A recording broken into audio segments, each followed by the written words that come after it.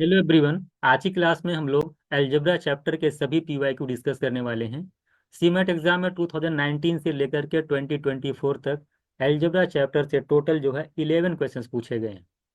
Questions का level क्या है, क्वेश्चंस किस टाइप के पूछे जाते हैं आपके एग्जाम में, आइए डिस्कस करते हैं। तो ये आपको एक क्वाड्रेटिक इक्वेशन दे रखा है।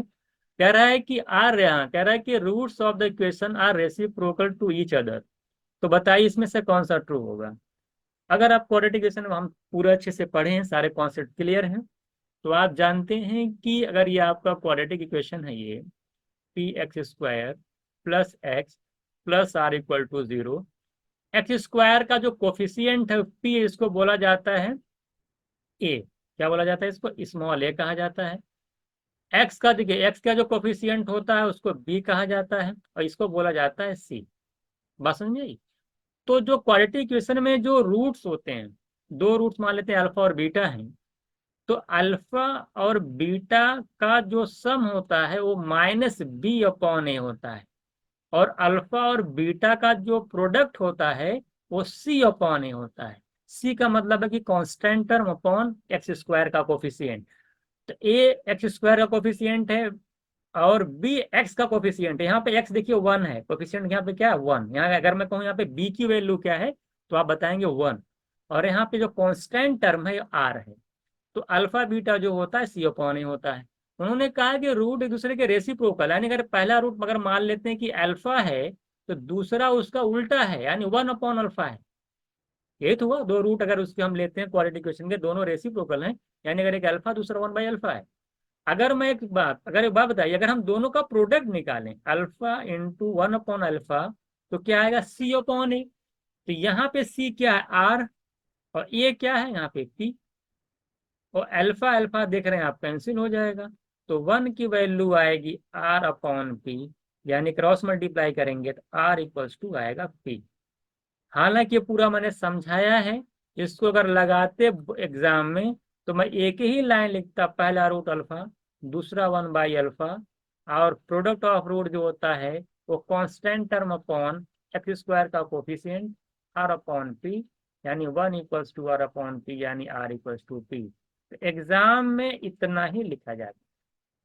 तो मुझे लगता है कि ओरल भी कर सकते हैं।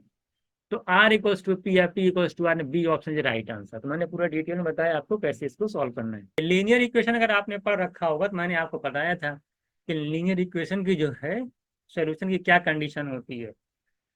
अगर कोई दो लाइन है, पहली लाइन आपकी ये, दूसरी लाइन आपकी है, कह रहा है कि है parallel if the system has no solution. जाहिर सी बात, अगर दो लाइनें पैरेलल हैं तो कोई सोल्यूशन नहीं होगा। लाइन का सोल्यूशन तब होता है कि जब दो लाइनें इंटरसेक्ट करती हैं, यानी इस तरह से कहीं काटेंगी, तभी सोल्यूशन होगा। अदरवाइज सोल्यूशन नहीं होगा। अगर दो लाइन पर पैरेलल हैं तो कहीं कट ही नहीं करेंगे, कहीं मिलेंगे ही नहीं, तो कोई सोल्यूशन नहीं होगा। यानी ऑप्शन ए आपका जो ये वाला दिया है स्टेटमेंट वन, ये वाला ये करेक्ट है। तो जहां ए है वो तो करेक्ट है, तो जहां ए नहीं है इसका मतलब वो ऑप्शन गलत है। तो बी एंड सी ओनली का भी गलत हो जाएगा, बी एंड डी ओनली का भी गलत हो जाएगा, क्योंकि ए बिल्कुल करेक्ट आंसर है।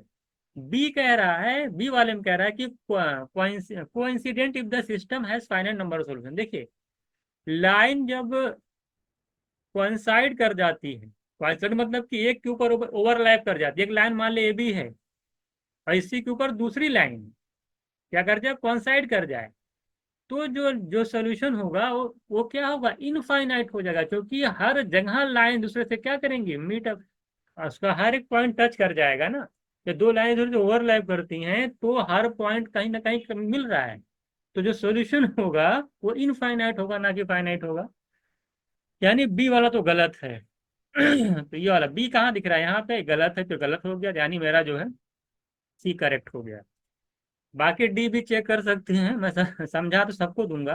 कह रहे हैं कि intersecting if the system has to solve. नहीं, देखिए, जब लाइन इंटरसेक्ट करती है, इंटरसेक्ट मान लिया कि लाइन ऐसे जा रही है, एक लाइन ऐसे जा रही है, जब इंटरसेक्ट करती है तो यूनिक सोल्यूशन होता है। क्या होता है? यूनिक सोल्यूशन होता है। दो सोल्यूशन नहीं होता है, एक ही सोल्यूशन होता है।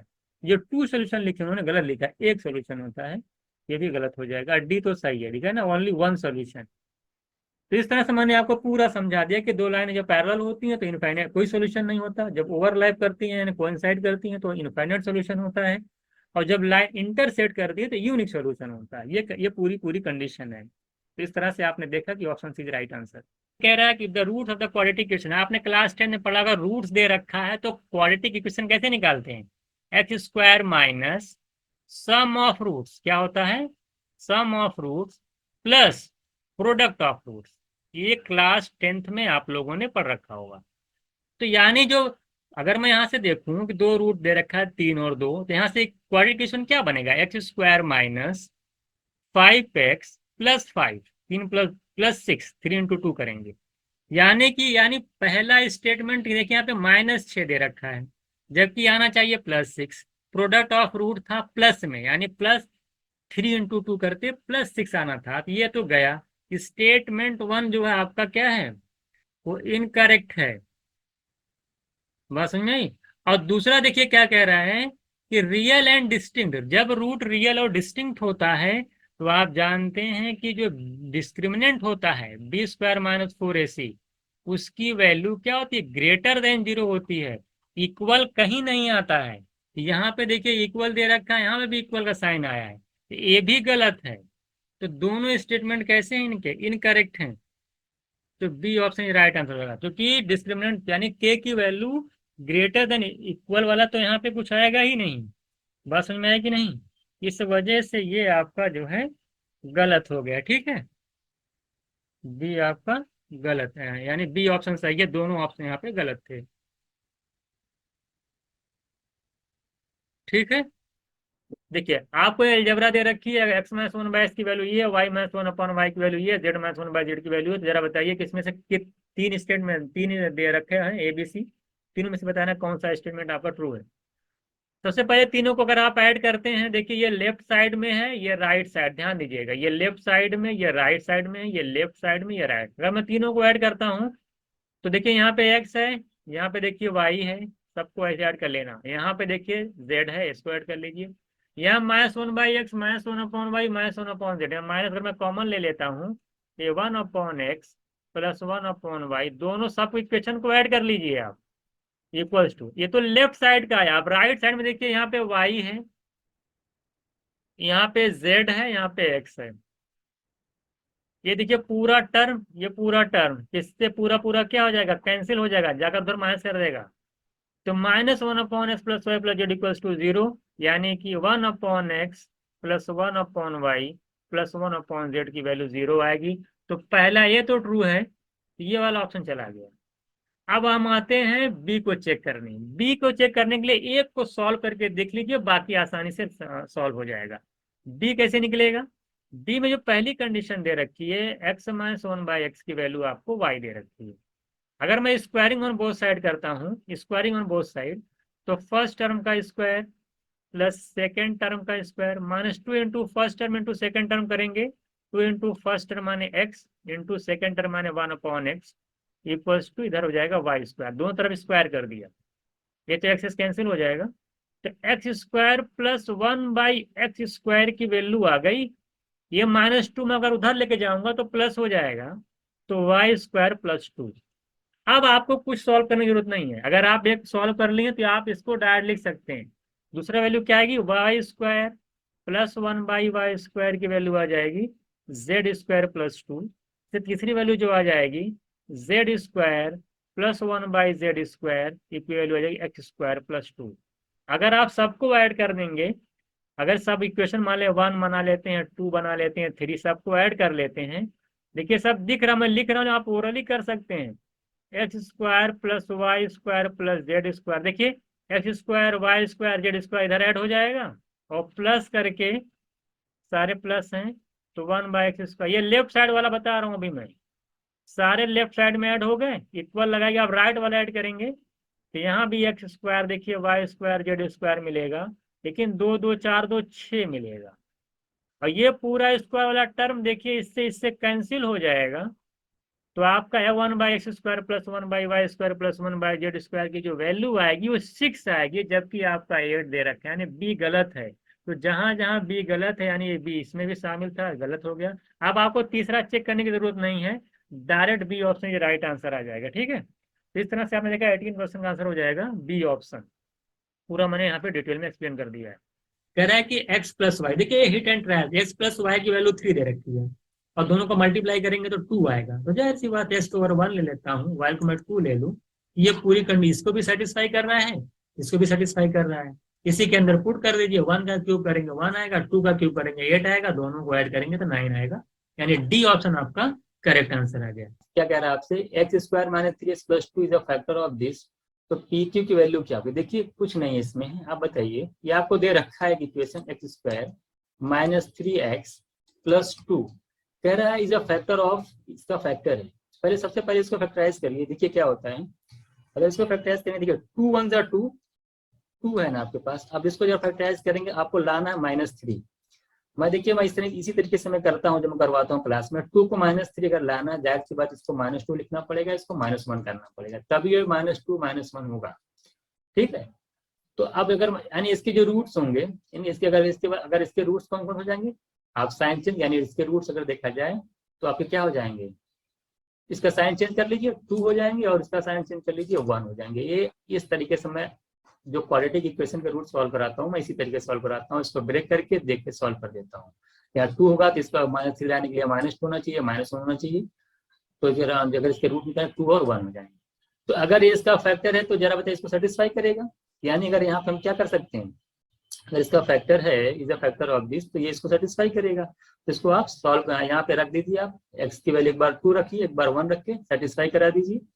और इसको आप इस तरीके से भी कर सकते हैं, अगर आपको कोई ये चीज समझ में ना आई हो तो आप ऐसे भी कर सकते हैं कि एक्स स्क्वायर है आपका, तो -3x को ब्रेक कर लीजिए आप, -2x फिर -x और +2, यहाँ से x कॉमन ले लेंगे तो x -2 आ जाएगा, यहाँ पे -1 कॉमन लेंगे तो x -2 आएगा, फिर x -2 आ जाएगा, x -1, ये इसके फैक्टर हो जाएंगे।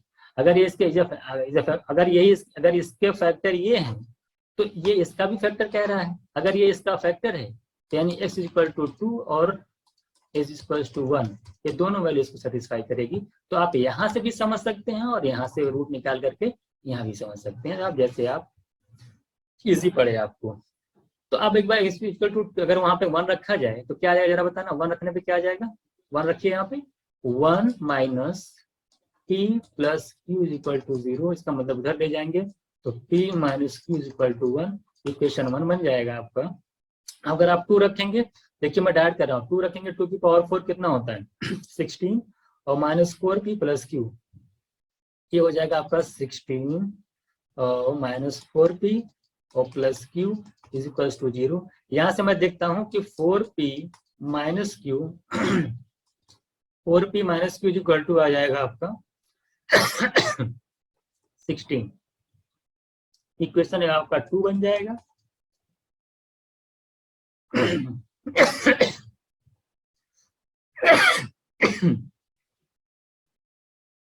1 और 2 को सॉल्व कर लीजिए,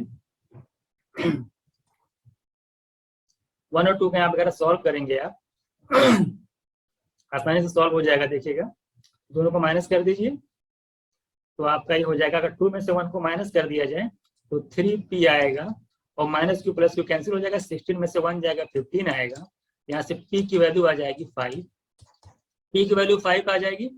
अब तो यहाँ पे पुट कर दीजिए, q की वैल्यू कितनी जाएगी, आप जानते हैं कि p - q = 1 है, तो अगर q की वैल्यू आपकी p की 5 है तो q की कितनी हो जाएगी 4, तो 5 4 आपका आंसर हो जाएगा। देखिए कुछ करना नहीं था इसमें, कह रहा था कि इसका फैक्टर जो है, ये जो है इसका फैक्टर है, तो पहले सबसे पहले मैंने इसको फैक्टराइज कर लिया, फैक्टराइज किया तो मैंने क्या लिखा, x² - 2x - x + 2, इसको फैक्टराइजेशन आप करना जानते हैं, x - 2 आ जाएगा, x - 1 आ जाएगा, तो ये अगर इसका फैक्टर तो इसका भी फैक्टर है तो इसको सेटिस्फाई करेगी इसकी वैल्यू, यानी x = 2 x = 1, इसमें पुट करके आप दो इक्वेशन मिल जाएगा हमको, एक p - q = 1 का मिल जाएगा और दूसरा हमको मिल जाएगा 1 पुट करेंगे तो हमारा 4q आ जाएगा, 1 करेंगे तो ये आ जाएगा, 2 करेंगे तो 4p - q = 16, ये हमारा दूसरा इक्वेशन है, दोनों में सेकंड में से 1 माइनस करके यहाँ p की वैल्यू निकाल लेंगे और p की वैल्यू यहाँ पुट करके q की वैल्यू निकालेंगे, 5 4 हमारा आंसर हो जाएगा। बहुत ही आसान क्वेश्चन है, आपको तीनों स्टेटमेंट चेक करने हैं, तो फिर आपको आइडेंटिफाई करना कौन सा राइट आंसर होगा।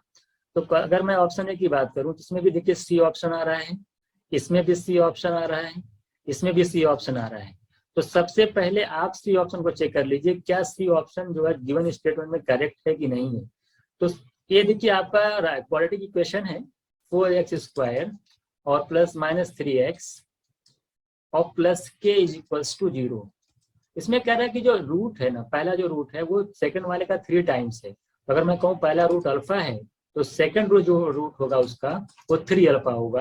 और आप जानते हैं कि क्वाड्रेटिक इक्वेशन में जो सम ऑफ रूट होता है यानी अल्फा प्लस 3 अल्फा वो माइनस बी अपॉन ए होता है। माइनस बी का मतलब ये हुआ कि 3/4 माइनस, देखिए बी यही है -3, माइनस करेंगे प्लस हो जाएगा 3/4। यहाँ से देखिए 4 अल्फा आ जाएगा, 4 अल्फा की वैल्यू 3/4, अल्फा की वैल्यू निकालेंगे 3/16 आ जाएगा। इसी तरीके से जो प्रोडक्ट ऑफ रूट होता है वो c/a होता है, यानी यहाँ से आ जाएगा k/4 आ जाएगा। यहाँ से अगर मैं सॉल्व करूंगा अल्फा की वैल्यू है 3/16 और यहाँ पे है 3, अल्फा है 3/16 इज इक्वल्स टू k/4।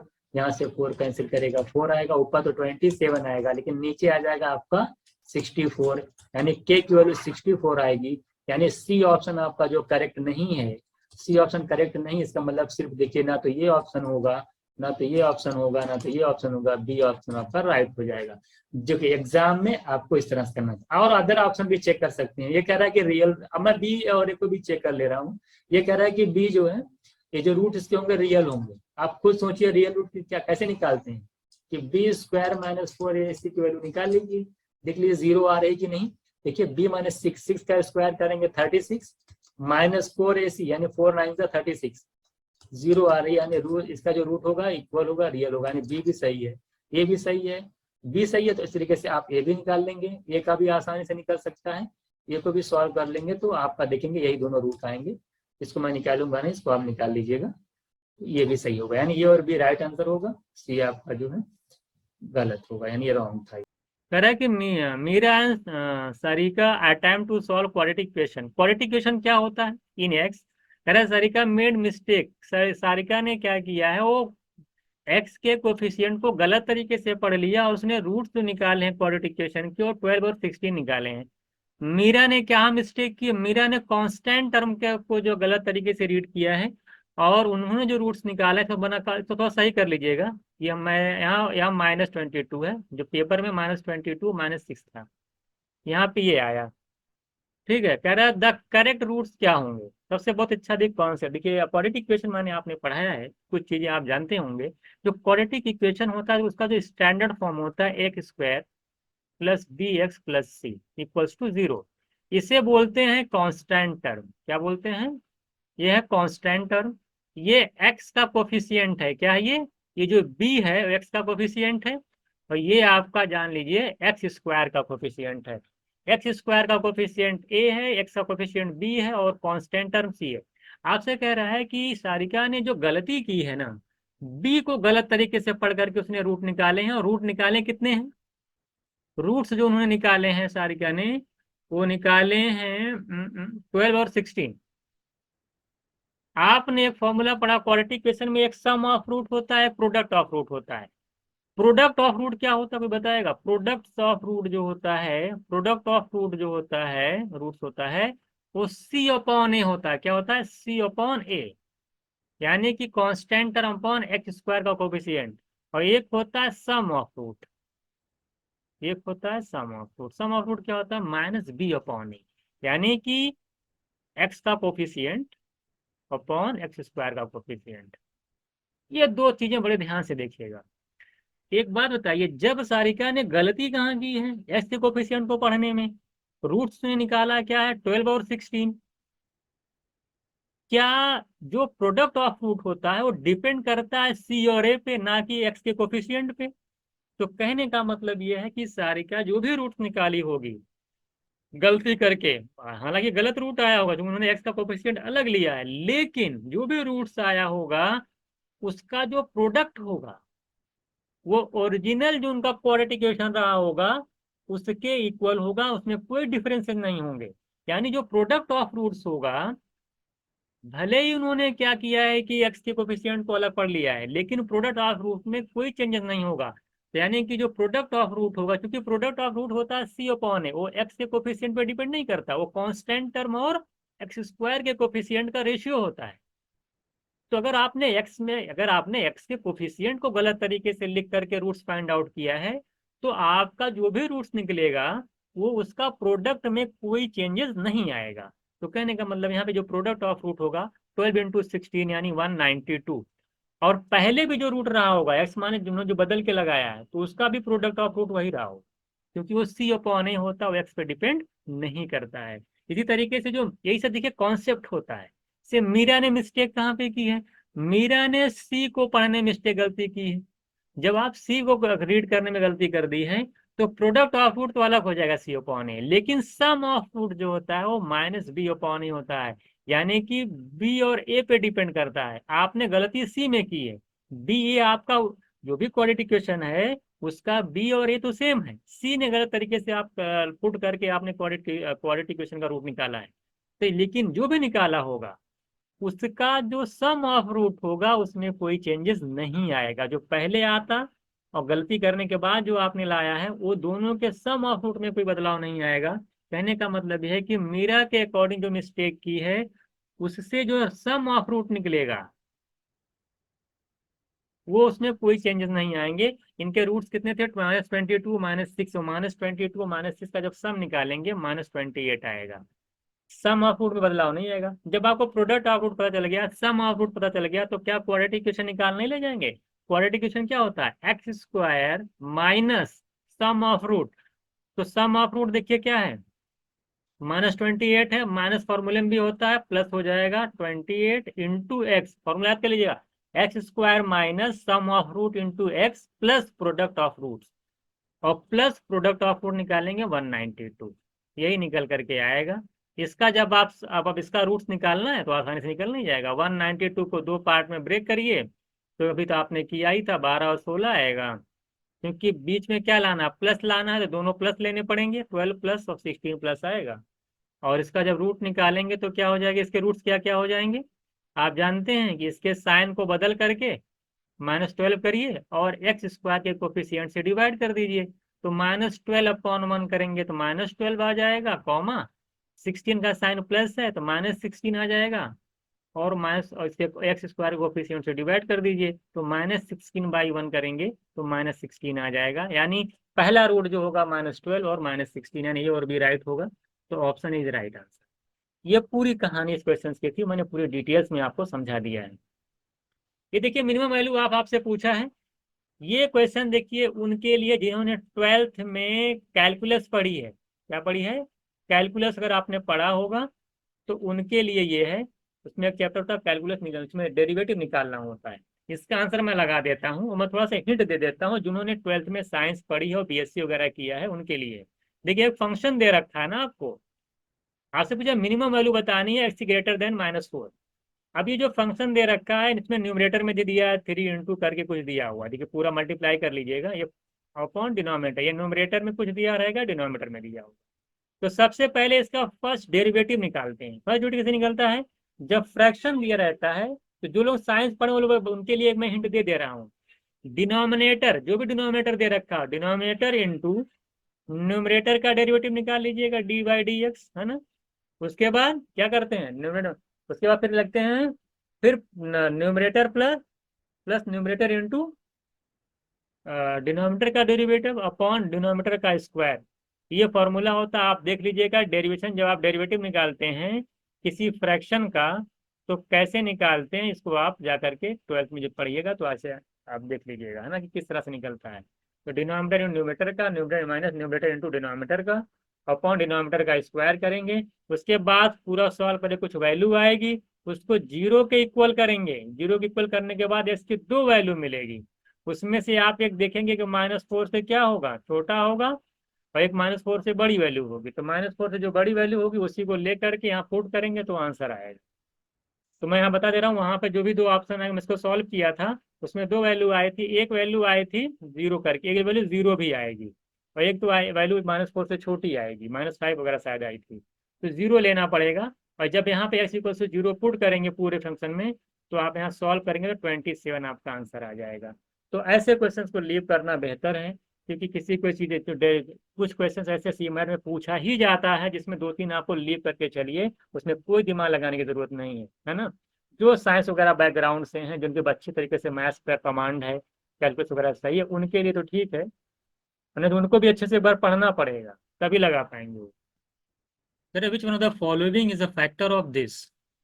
एक क्यूबिक पॉलिनोमियल दे रखा, बोला इसमें था, इसमें इन चारों ऑप्शन में से कौन सा इसका फैक्टर है, ये आपसे पूछा है। सबसे आसान जो मेथड होता है, आपको कुछ नहीं करना है। आपको बेसिकली करना है क्या, कि आप क्या करिए, इसे x+2 इसका फैक्टर तभी होगा जब x=-2 रखने पर ये पूरी वैल्यू जीरो हो जाए। क्या हो जाए? इफ x=-2 रखने पर ये जो पूरी वैल्यू है f(x), ये जीरो हो जाए। चेक कर लेते हैं, अगर मैं x की जगह -2 रखता हूं तो -2 का क्यूब करूंगा तो -8 आएगा। यहाँ माइनस पहले से हम माइनस रखेंगे तो प्लस हो जाएगा, और 19 टू जा आ जाएगा 38, ये +30 है। तो ये देखिए 38 में से 8 जाएगा 30, और +30 करेंगे 60 आएगा, जीरो नहीं आएगा, यानी ये फैक्टर नहीं होगा। तो सिर्फ अगर यहाँ माइनस हो, तो आप यहाँ पे एक चीज देख लिए कि अगर यार यहाँ पे माइनस अगर मैं होता, -30 होता, जीरो आ जाता। तो तुरंत x+2 को चेक ना करने के बाद तुरंत आप ये चेक करिए x-2 वाला, क्योंकि जाहिर सी बात है जब आप x+2 रखेंगे तो आप देखेंगे कि x का क्यूब कितना हो जाएगा, 8। जब यहाँ प्लस रखेंगे हम माइनस, तो ये माइनस ही रहेगा, और 19 टू जा रहेगा 38, ये +30 रहेगा। तो ये देखिए 30 माइनस से -38 +8 करेंगे -30 आएगा, और +30 करेंगे तो ये जीरो हो जा रहा है, यानी f(x) की वैल्यू जीरो हो जा रही है। इसका मतलब ये हुआ कि डी इसका जो है फैक्टर होगा। तो कुछ नहीं करना होता है, साइन बदल करके, x-2 है तो उसका साइन चेंज करके उसमें रख दीजिए, और देख लीजिए कि जीरो हो रही कि नहीं। अगर जीरो हो जाएगा तो उसका फैक्टर होगा। Find the root of the equation. इतना क्वाड्रेटिक इक्वेशन मैंने आपको पढ़ा रखा है, कैसे क्वाड्रेटिक इक्वेशन का रूट निकालते हैं, ये भी अच्छे तरीके से आप जानते हैं। आप जानते हैं कि x² - 6x और इक्वल्स 27 था, इधर लेके आएंगे तो -27 हो जाएगा, =0 हो जाएगा। दो तरीका है, जिनको नहीं सॉल्व करना आता वो ऑप्शन से वेरीफाई कर ले, और नहीं तो आप क्या कर सकते हैं, इसको आसानी से सॉल्व भी कर सकते हैं। कैसे करते हैं? आप जानते हैं कि x² के कोफिशिएंट यहाँ पे 1 है, इसको इसमें मल्टीप्लाई किया जाता है, तो -27 इंटू 1 करेंगे -27। इसको दो पार्ट में ब्रेक किया जाता है, ऐसा ब्रेक किया जाता है कि प्रोडक्ट जो आना चाहिए वो -27 आना चाहिए, और एडिशन करने पे -6 आना चाहिए। तो आप देख रहे हैं तो क्या बन सकता है, 27 और 6, 9 और 3। अगर मैं एक ले लेता हूँ -9, दूसरा लेना पड़ेगा +3, क्योंकि -9 इंटू +3 करेंगे तो -27 आएगा, और -9 +3 जब ऐड करेंगे तो -6 आएगा, यही आना चाहिए। -6 ऐड करने पे -6 आना चाहिए, और प्रोडक्ट आना चाहिए -27। उसके बाद मैं आपको बताया था कि आसानी से रूट, आपको कोई कुछ नहीं करना है, एक्स की जो वैल्यू होगी वो बहुत आसानी से निकल आती है। आपको कुछ नहीं करना होता, जब आप ब्रेक कर ले जाते हैं तो क्या करना होता है, जैसे -9 आया 3 आया, तो पहला रूट क्या होगा, इसके साइन को बदलिए। ये -9 है, इसको +9 करिए, और डिवाइड करना होता है x² के कोफिशिएंट से, और x² का कोफिशिएंट यहाँ पे 1 है, तो 9 को 1 से डिवाइड करेंगे तो 9 पहला आ जाएगा 9। दूसरा जो रूट होगा, ये +3 था ना, इसका साइन चेंज करिए -3, और x² का कोफिशिएंट 1 है तो 1 से डिवाइड करिए -3। तो 9 और -3 आपके रूट्स होंगे, यानी C option is right answer. ये होता है क्वाड्रेटिक इक्वेशन को सॉल्व करने का तरीका। आसान क्वेश्चन था। अगर नहीं आ रहा तो आप एक एक करके यहाँ पे रखिए और देखिए जीरो आना चाहिए। आई होप आपको क्लियर हो गया होगा। वैल्यू पुट करके राइट LHS और RHS बराबर होना चाहिए, इस तरह से भी आप इसको सॉल्व कर सकते हैं।